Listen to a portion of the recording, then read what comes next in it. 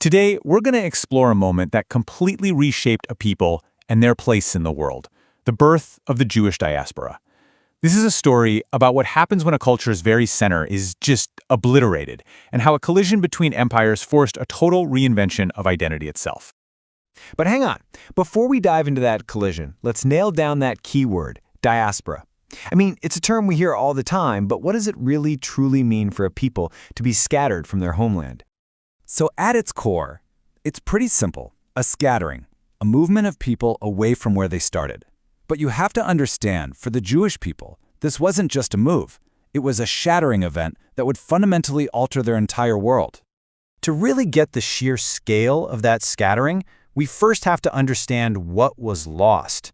We need to see what the world looked like before it was dispersed, when it was profoundly, intensely centered on a single, solitary point. Okay, so picture this. First century Judea. Jerusalem is the undeniable heart of the Jewish world, and at the very heart of Jerusalem stood the Second Temple. This was so much more than a building. It was the spiritual, the cultural, the national center for all Jewish people, no matter where they lived. Just think about that for a second. This isn't like losing a Capitol building or a monument. This was the literal and spiritual anchor of an entire civilization. The rituals, the laws, that sense of who they were as a people, everything flowed from this one place. The idea of it being destroyed was, at the time, completely unimaginable. So, how does the unimaginable happen? Well, it happens through a collision with the superpower of the day, Rome. And this wasn't some sudden clash. No, this was a breaking point that had been building up for decades. You can see it wasn't a sudden explosion, right? The pressure just builds and builds over time. It starts when Judea becomes a Roman province, which leads to decades of deep resentment over heavy taxes and, being controlled by foreigners. By 66 CE, all that simmering tension finally boils over. A full-blown rebellion kicks off. The breaking point had arrived. That rebellion led to an absolutely brutal war, and that war had one catastrophic focal point. This is it. This is the moment where everything pivots. The year is 70 CE. After a long, agonizing siege of Jerusalem, the Roman legions, led by the general Titus, finally smashed through the city's defenses, and they made a beeline straight for its heart. The historical accounts we have just describe a scene of absolute horror.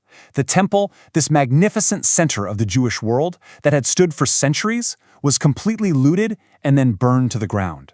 For Rome, it was a military victory, for sure, but it was also a profound act of cultural destruction. And just like that, the physical anchor of the Jewish people was gone, which leaves one massive question. What on earth happens to a civilization when its center can no longer hold?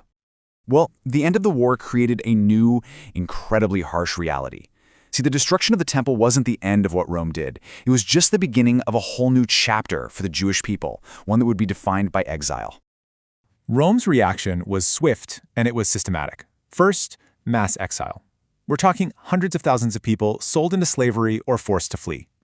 Then came this punitive tax, the Fiscus Judaicus, which was basically a Jewish tax that Rome put on every Jew across the entire empire, adding a financial insult to a devastating injury.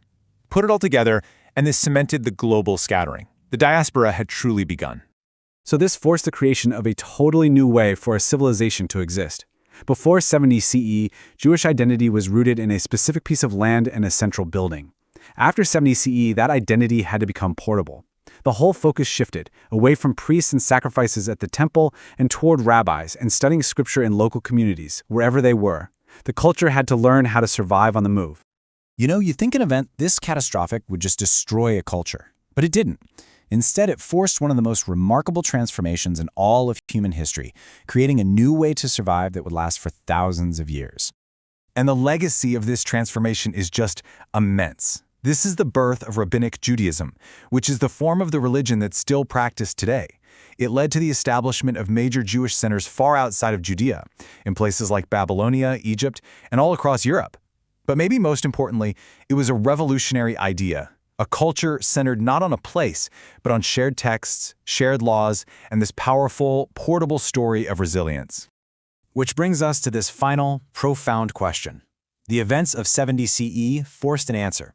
A culture survives by making its home not in a physical place, but in its books, in its beliefs, and in its people, wherever in the world they happen to be.